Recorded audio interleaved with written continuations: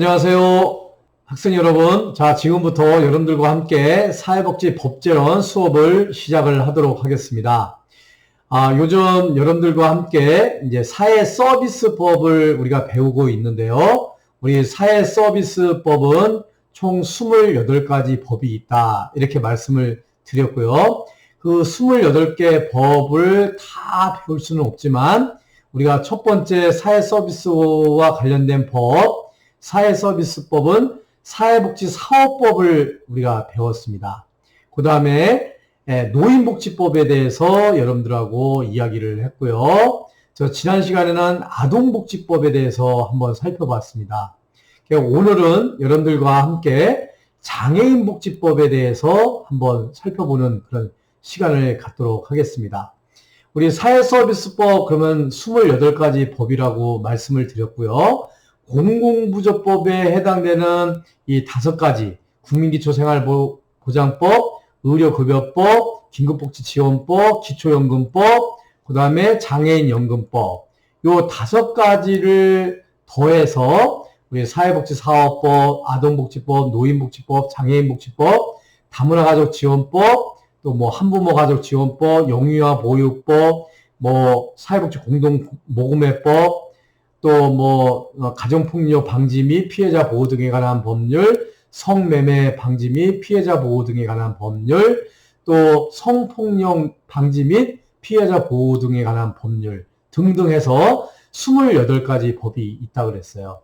그래서 이 28가지 법을 다 우리가 배울 수는 없고 시간의 한정이 있기 때문에 우리가 사회복지사업법, 아동복지법, 장애인복지법, 노인복지법 이렇게 이제 배우게 됩니다. 그래서 이번 시간에는요, 이제 장애인복지법에 대해서 배우고요. 다음 주 이제 14주차 마지막으로 이제 가족과 관련된 복지법, 그래서 다문화가족지원법, 또 한부모가족지원법을 중심으로 해서 여러분들 수업을 하고요. 대단원의 2학기 강의를 마치는 것으로 이렇게 하도록 하겠습니다. 그래서 오늘은 여러분들과 함께 그 장애인복지법에 대해서 한번 살펴볼 거예요.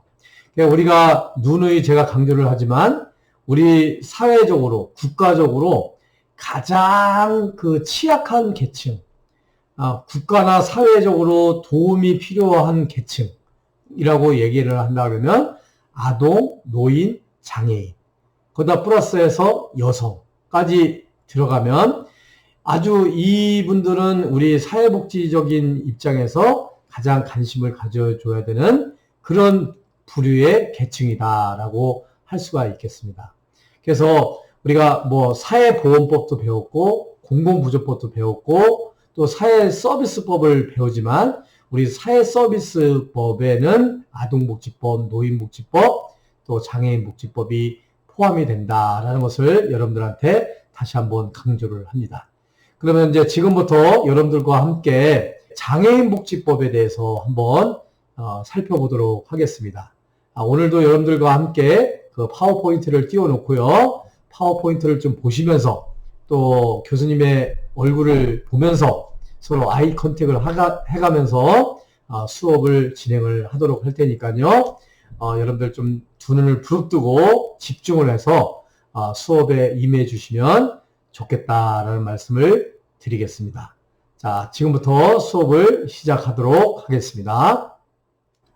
자, 파트 2 우리가 이제 사회복지 법학의 총론 부분을 배우고요. 자, 사회복지 법학의 강론 부분을 이렇게 배우고 있죠.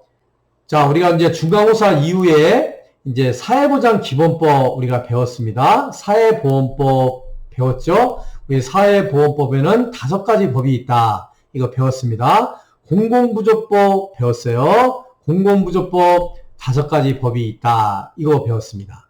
그 다음에 우리 사회서비스법의 기본법이 되는 사회복지사업법에 대해서 우리가 한번 쭉 살펴봤고요. 그 다음에 노인복지법에 대해서 살펴봤습니다.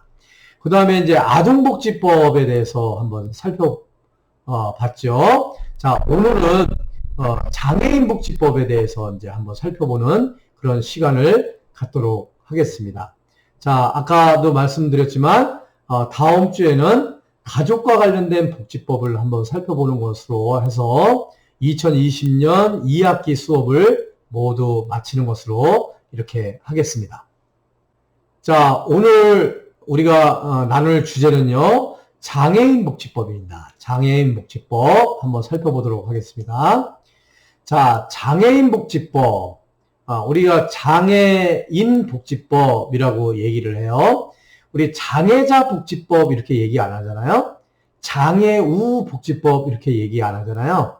우리가 사용하는 장애를 겪고 있는 사람을 우리는 장애인이다라고 우리가 표현을 한다. 그렇게 여러분 많은 강조를 드렸어요.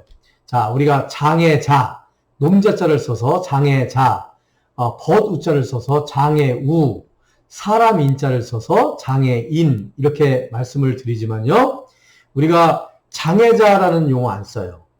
장애우라는 용어도 합당하지 않은 용어입니다. 그러니까 여러분들이 적어도 우리 사회복지사 또 이 사회복지법제론 장애인 복지법을 배운 여러분들은 절대로 여러분들 입에서 장애우라는 용어를 사용을 해서는 안 되는 것입니다. 장애우는 일방적인 그런 용어이기 때문에요.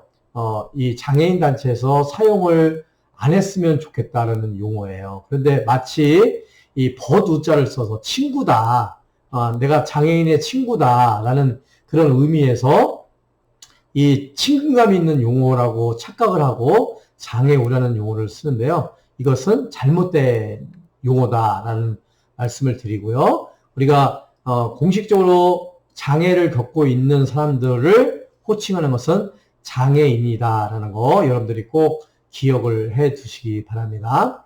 자, 그리고 이제 여러분들 강조를 했죠. 장애인의 반대말은 뭘까요? 장애인의 반대말은 정상인이죠? 아닙니다. 아닙니다. 예. 장애인의 반대말 정상인 아니에요. 이게 정상인 이런 용어를 쓰면 절대로 안 됩니다. 뭐 우리 정상인과 장애인, 뭐 장애인과 정상인 이런 용어 쓰면 안 돼요. 우리 장애인의 반대말은 비장애인이다라는 거 여러분들이 꼭 기억을 해 두셔야 돼요. 비장애인, 아닐 비자예요. 지금은 장애인이 아니지만 언제든지 장애를 겪을 수 있다. 장애인이 될 수 있다라는 의미에서 장애인의 반대말은 비장애인이다. 비장애인의 반대말은 장애인이다. 이런 용어를 여러분들이 꼭 기억을 해 두시기를 바라겠습니다. 자, 우리 모든 법의 제1조는요, 목적이에요. 이 복지법을 만든 목적이 뭐냐 이거죠. 노인복지법의 목적, 또 아동복지법의 목적. 제1조는 목적이에요. 마찬가지로 우리 장애인복지법에서도 제1조 목적 이렇게 명기를 하고 있어요. 제1조 목적은 이 법은 장애인의 인간다운 삶과 권리 보장을 위한 국가와 지자체 등의 책임을 명백히 하고 장애 발생 예방과 장애인의 의료, 교육, 직업, 재활, 또 생활 환경 개선 등에 관한 사업을 정하여 장애인 복지 대책을 종합적으로 추진하면서 장애인의 자립생활, 보호 및 수당 지급 등에 관해서 필요한 사항을 정하여 장애인의 생활 안정에 기여하는 등 장애인의 복지와 사회활동 참여 증진을 통하여 사회 통합에 이바지함을 목적으로 한다라고 장애인복지법 제1조의 장애인복지법의 목적을 명기를 하고 있습니다. 이 부분은 여러분들이 쭉 한번 읽어보시면 충분히 이해를 가시리라 이렇게 생각이 되겠습니다. 참고하시기 바랍니다. 자, 두 번째 이제 제2조에 보면요. 어떤 부분은 기본 이념에 대해서 이렇게 명시를 한 그런 부분들도 있고요. 어떤 법은 이 이념에 대해서 이야기는 없어요. 그런데 이제 우리 아동복지법 같은 경우 기본 이념, 노인복지법의 기본 이념, 또 이 장애인복지법도 제2조의 기본 이념과 권리에 대해서 이렇게 명시를 하고 있어요. 그래서 이 기본 이념 이거 읽어보면요. 장애인 복지의 기본 이념은 장애인의 완전한 사회 참여와 평등을 통하여 사회 통합을 이루는 데 있다. 그래서 장애인복지법의 기본 이념은 완전한 사회 참여예요. 그러니까 장애인이라고 해서 사회에서 차별을 받고 참여를 못하는 것이 아니라 완전한 사회 참여를 기본 이념으로 하고 있고요. 차별이 아닌 평등을 통한 어떤 사회 통합, 장애인과 비장애인이 함께 어울려 살 수 있게끔 하기 위한 기본 이념을 가지고 우리 장애인복지법을 만들었다라는 거죠. 자, 두 번째, 장애인의 권리예요. 장애인은 인간으로서 존엄과 가치를 존중받으며 그에 걸맞는 대우를 받아야 된다. 자, 두 번째요. 장애인은 국가, 사회의 구성원으로서 정치, 경제, 사회, 문화, 그 밖의 모든 분야의 활동에 참여할 권리를 가진다. 예, 권리에 의무가 아니라 장애인이라고 해서 차별을 받을 것이 아니라 그 권리를 적극적으로 행사를 해야 된다라는 기본 규정을 이 장애인복지법에 명기를 하고 있어요. 세 번째는요. 장애인은 장애인 관련 정책 결정 과정에 우선적으로 참여할 권리를 가지고 있다. 이거예요. 그러니까 장애인이 장애인과 관련된 정책 결정을 하는 데 있어서 참여를 하지 않는다면 그 의미가 없겠죠. 그래서 장애인과 관련된 정책 결정 과정에 우선적으로 참여할 권리를 가지고 있어요. 그래서 장애인과 관련된 정책이 결정이 될 때는 반드시 장애인들이 참여를 해서 함께 의사결정을 할 수 있도록 이렇게 장애인복지법의 기본 이념으로 또 권리로서 규정을 하고 있다는 것을 말씀을 드릴 수가 있겠습니다. 자, 세 번째는요, 국가 및 지방자치단체의 복지 의무예요. 장애인 복지와 관련돼서 국가나 지방자치단체에서 장애인 복지의 어떤 의무사항, 책임 규정을 하고 있는 거죠. 자, 첫 번째, 장애인 및 보호자 등에 대한 의견 수렴과 참여를 할 수 있도록 해야 된다. 국가 및 지방자치단체는 장애인 정책의 결정과 그 실시에 있어서 장애인 및 장애인의 부모, 배우자, 그 밖에 장애인을 보호하는 자의 의견을 수렴하여야 한다. 이 경우 당사자의 의견 수렴을 위한 참여를 보장해야 한다라고 규정을 하고 있어요. 아까 장애인의 권리에서도 어떤 의사결정에 참여할 수 있는 권리를 가지고 있다라고 했죠. 그 참여를 할 수 있는 권리를 보장해 주는 것의 주체는 국가와 지방자치단체가 되겠죠. 그래서 이 국가와 지방자치단체는 당사자의 의견 수렴을 위한 참여를 보장하여야 한다라고 이렇게 규정을 하고 있습니다. 자, 두 번째는요, 중증장애인의 보호예요. 국가와 지방자치단체는 장애 정도가 심하여 자립하기가 매우 곤란한 장애인, 중증장애인이 필요한 보호 등을 평생 동안 받을 수 있도록 알맞은 정책을 강구하여야 한다. 하여야 한다예요. 반드시 해야 된다. must. 그러니까 반드시 해야 된다. 이것을 규정을 하고 있습니다. 그러니까 중증 장애인, 중증은 중할 중자예요. 무거울 중자. 그러니까 우리가 장애인의 등급이 이제 없어졌는데요. 통상적으로 중증 장애인이라 하면 1급에서 3급을 중증 장애인이라고 해요.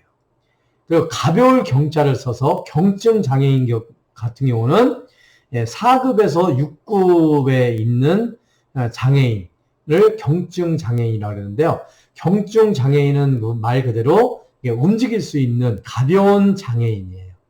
그래서 이 경증 장애인보다 우리가 이제 1급에서 3급에 있는 중증 장애인 같은 경우는 거의 거동이 불편하고 먹고 자고 씻고 뭐 이러한 일상생활을 하는 데 있어서 상당한 제약을 가지고 있는 장애인을 우리가 중증 장애인이라고 하거든요. 그러니까 국가와 지방자치단체는 이런 중증 장애인의 보호를 할 수 있도록 정책을 강구하여야 한다. 이렇게 규정을 하고 있습니다. 또 세 번째, 여성장애인의 권익 보호예요. 국가와 지방자치단체는 여성장애인의 권익을 보호하고 사회 참여를 확대하기 위하여 기초학습과 직업교육 등에 필요한 시책을 강구하여야 한다. 이렇게 규정을 하고 있습니다.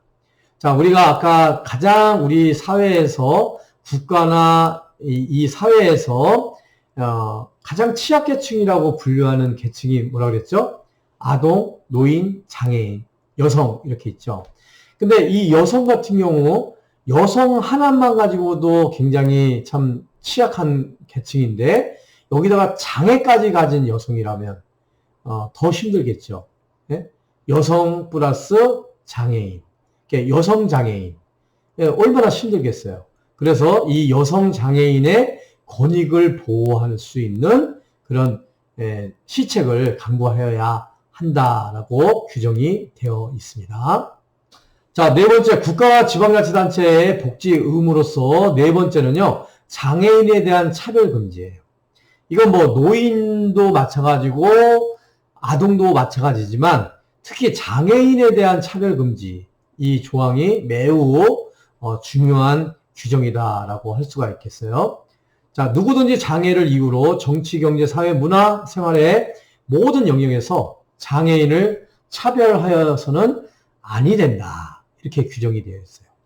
또 두 번째, 누구든지 장애인을 비하, 모욕하거나 장애인을 이용하여 부당한 영리 행위를 하여서는 아니 되며 장애인의 장애를 이해하기 위하여 노력하여야 한다. 이렇게 규정이 되어 있습니다. 반드시 노력하여야 한다. 그래서 장애인에 대한 차별을 금지한다라는 규정을 하고 있음으로 인해서 국가와 지방자치단체에는 이 장애인 복지에 어떤 의무를 지니고 있다라고 말씀을 드릴 수가 있겠습니다. 자, 우리 장애인복지법에서 이제 우리 용어 정의가 나와요. 용어 정의. 자, 여러분들 그 용어 정의를 잘 알아두셔야 된다 그랬죠? 노인복지법이든 아동복지법이든 또 장애인복지법이든 또 사회복지사업법이든 간에 법을 읽을 수 있으려면 이해를 하려면 그 법에서 사용되는 용어의 정의, 용어의 뜻을 명확하게 알아야 돼요. 자, 그래서 수급권자, 수급, 혜택을 받을 수 있는 권리, 우리 장애인에 대한 정의를 한번 살펴보도록 하겠습니다. 자, 장애인이란 이거예요. 여러분들 이거 꼭 잘 알아두셔야 되겠죠? 신체적, 정신적 장애로 오랫동안 일상생활이나 사회생활에서 상당한 제약을 받는 자를 우리가 장애인이다라고 규정을 한다. 이렇게 얘기를 했어요.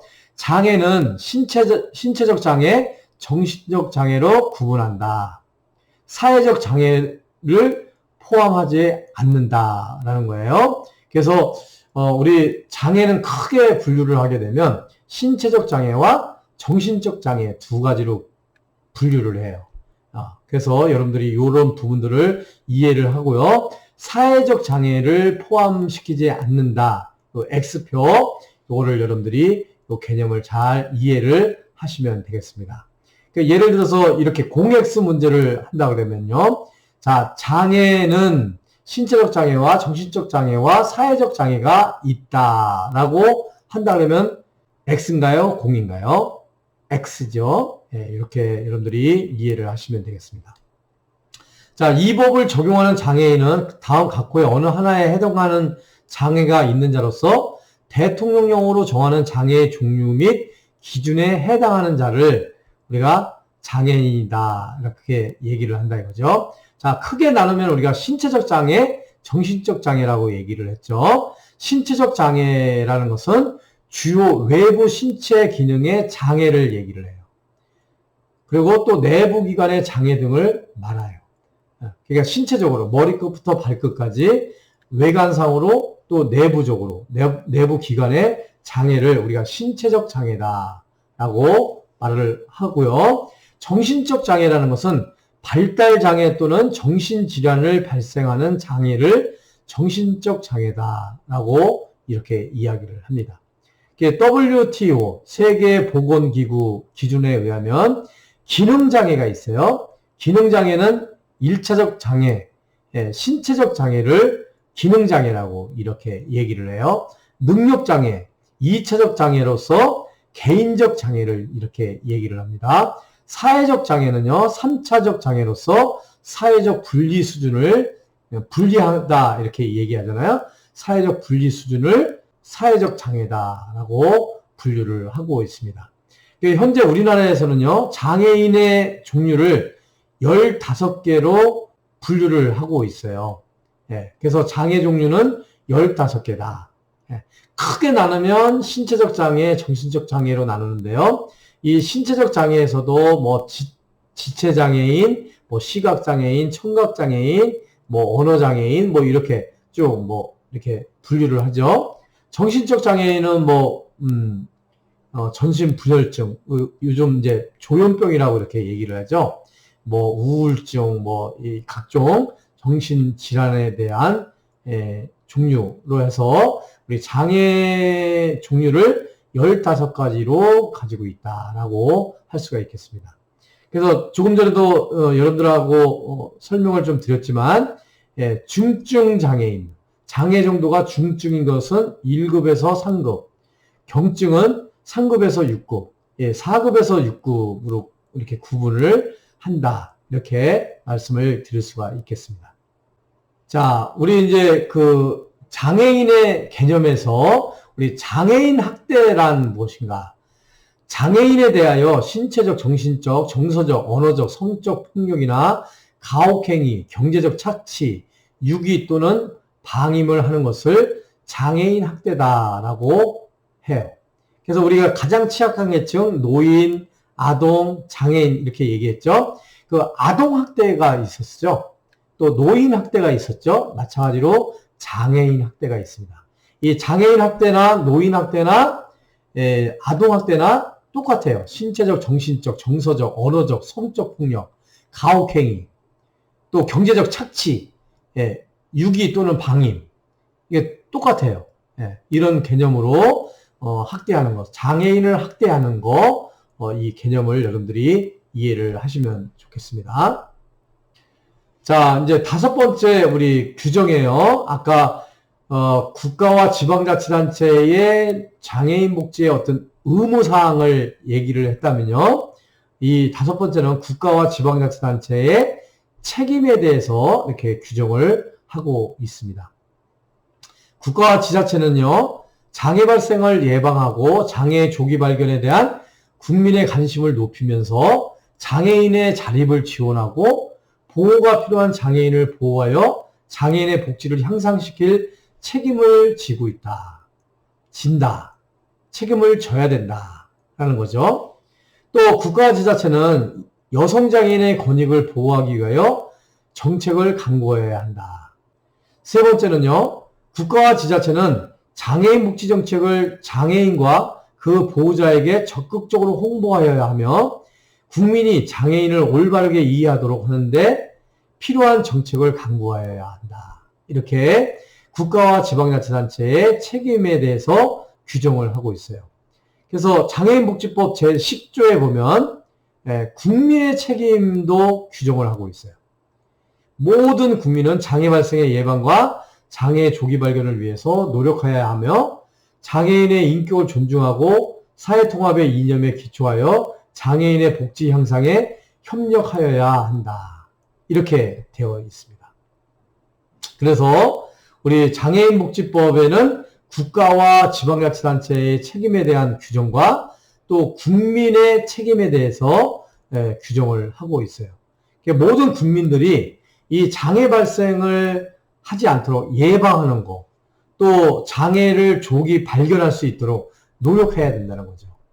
이것은 국가와 지방자치단체만의 책임이 아니라 우리 모든 국민들이 책임을 져야 된다는 거고요. 또 장애인의 인격을 존중하고 사회통합의 이념에 기초해서 장애인 복지 향상에 협력하여야 한다. 하여야 한다라는 것은 must예요. 반드시 해야 된다는 거죠. 그래서 이렇게 국민들의 책임에 대해서도 장애인복지법에 규정을 하고 있다라고 할 수가 있겠습니다. 자, 6번째, 우리 장애인 정책 종합계획을 5년마다 수립 시행을 하도록 되어 있습니다. 예. 이거 굉장히 중요하죠. 자, 아동정책 종합계획, 또 노인정책 종합계획 수립을 한다. 이렇게 규정을 얘기를 했죠. 이 장애인정책 종합계획도 5년마다 수립 시행을 하도록 되어 있습니다. 이거 규정이 되어 있는 거죠. 자, 보건복지부 장관은 장애인의 권익과 복지 증진을 위해서 관계 중앙행정기관의 장과 협의하여 5년마다 장애인 정책 종합계획을 수립 시행하여야 한다. 하여야 한다는 must예요. 강제 규정이죠. 반드시 그렇게 해야 된다는 거죠. 보건복지부 장관은 종합계획을 수립 변경하는 경우에 장애인 정책조정위원회 심의를 미리 거쳐야 한다라고 규정이 되어 있습니다. 그 종합계획은요, 이 장애인 정책 종합계획에는 다음과 같은 사안들이 포함이 돼야 돼요. 이 장애인 정책 종합계획에 이게 포함을 시켜야 된다라고 장애인복지법에서 규정을 하고 있어요. 이 장애인 정책 종합계획을 수립을 하지 않으면요, 장애인복지가 제대로 시행이 되지를 않죠. 이 장애인복지법의 근거를 가지고 장애인 정책 종합계획을 수립하고 그 종합계획을 우리가 실행함으로 인해서 장애인 복지를 실현을 하는 거예요. 여러분들이 장애인 복지 시설에 종사를 하든지 안 하든지 간에 어떻든 이 장애인 정책 종합계획이 수립함으로 인해서 이걸 중심으로 해서 우리가 장애인 복지를 진행을 시킨다라는 거죠. 그렇기 때문에 이 장애인 정책 종합계획이 매우 중요하다라고 할 수가 있겠습니다. 그러면요, 이 장애인 종합정책계획 이 수립은 어디서 하느냐? 이 장애인정책조정위원회에서 하게 돼요. 그래서 이 장애인복지법에서 장애인정책조정위원회가 매우 중요합니다. 아동복지법에서도 마찬가지고 노인복지법에서도 노인정책조정위원회 또 뭐 심의위원회 이것이 매우 중요한 거죠. 아동복지 정책 조정위원회 이것도 중요한 기구라고 할 수가 있겠죠. 이 모든 것들이요, 장애인정책조정위원회는 국무총리 소속으로 정책기구예요. 국무총리 소속의 정책기구다라는 거 꼭 알아두시기 바랍니다. 이 장애인정책조정위원회에서는요, 장애인 종합 정책을 수립하고 관계부처 간의 의견을 조정하며 그 정책의 이행을 감독, 평가하기 위하여 국무총리 소속하에 장애인정책조정위원회를 둔다. 때로는 이게 사회복지사 1급 시험에 종종 나와요. 어떻게 나오냐면 보건복지부 장관 소속으로 장애인정책조정위원회를 둔다. 이렇게 나와요. 그러면 이거 틀리는 거예요. 어디 소속으로요? 국무총리 소속하에 둔다는 거예요. 장애인정책조정위원회는 그래서 이거 아동복지도 그렇고 노인복지도 그렇고 장애인복지도 그렇고 이 보건복지부 장관이 관할을 하는 것이 아니라 이것은 국무총리가 직접 소속을 거느려 가지고요, 국무총리 소관으로 이 정책기구다라고 여러분들이 이해를 하시면 되겠어요. 이 위원회 구성은요, 장애인정책조정위원회 구성은 위원장과 부위원장 각 1명으로 포함된 30명 이내의 위원으로 구성이 되고요. 위원장은 국무총리가 되고요. 부위원장은 보건복지부 장관이 되고요. 위원은 당연직 위원과 위촉위원으로 하는데요. 위촉위원은 장애인과 관련된 단체장이나 장애인 문제에 관한 학식과 경험이 풍부한 자 중에서 위원장이 위촉하되 위촉위원 중 2분의 1 이상은 장애인으로 한다. 그러니까 임기는 2년으로 한다. 이렇게 되어 있어요. 아까 우리 장애인의 권리 거기서도 얘기를 했지만 위촉위원 중에 2분의 1은 장애인으로 한다. 이렇게 얘기를 했잖아요.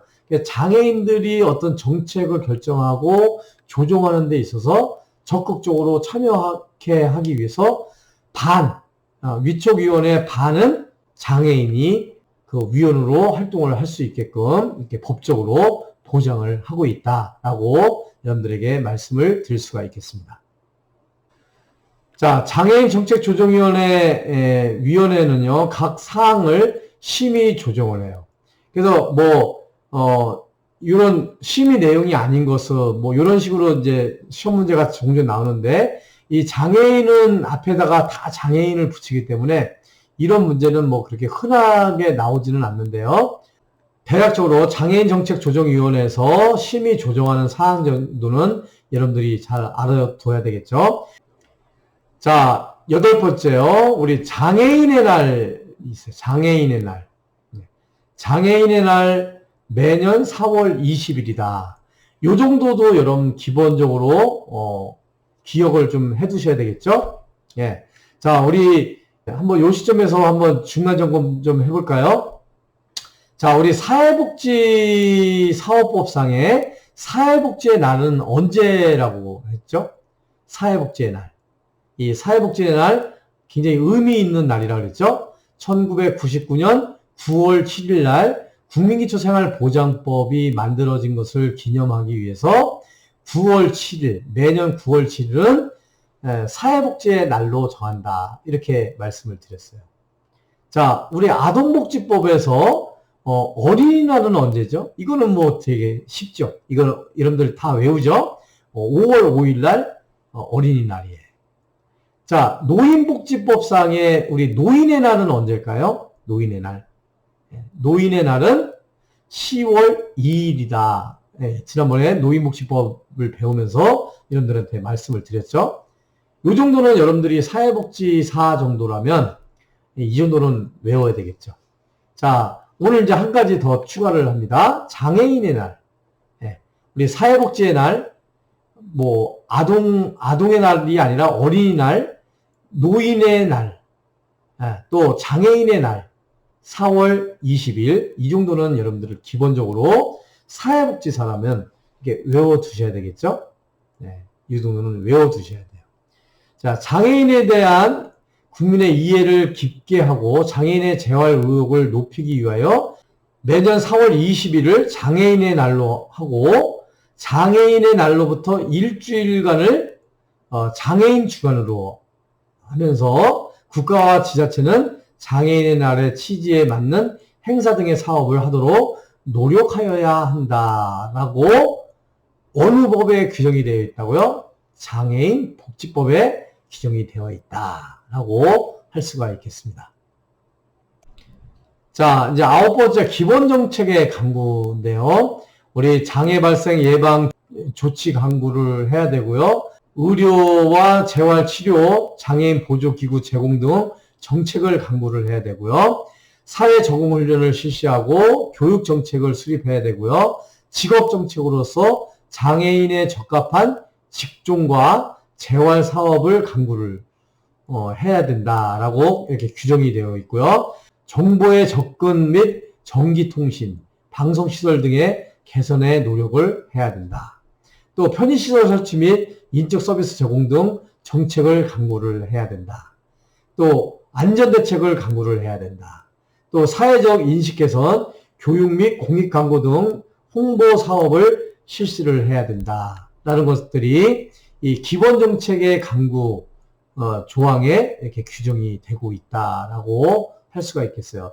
이런 구체적인 사안은요, 여러분들이 네이버나 아니면 구글이나 다음이나 이 검색어에 장애인복지법 이렇게 딱 치면요, 장애인복지법과 장애인복지법 시행령, 장애인복지법 시행규칙 이렇게 해가지고 3단으로 볼 수가 있고요. 장애인복지법과 관련된 그 조항을 쭉 이렇게 우리가 볼 수가 있어요.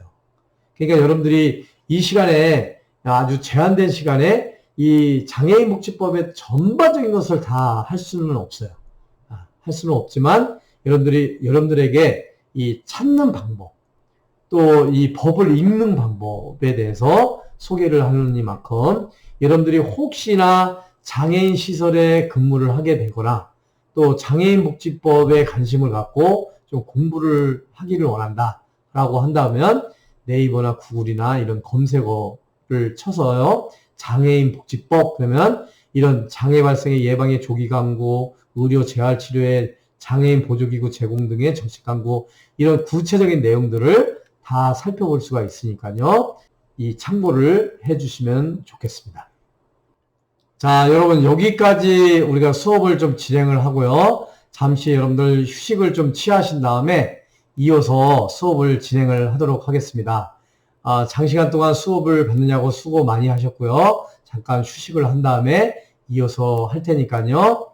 여러분들 편안한 마음으로 좀 스트레칭도 좀 하시고, 또 화장실 다녀오실 분들은 화장실 다녀오시고요. 해서 이어서 수업을 진행을 하도록 하겠습니다. 자, 여기까지 수업하시냐고 수고 많이 하셨습니다. 감사합니다.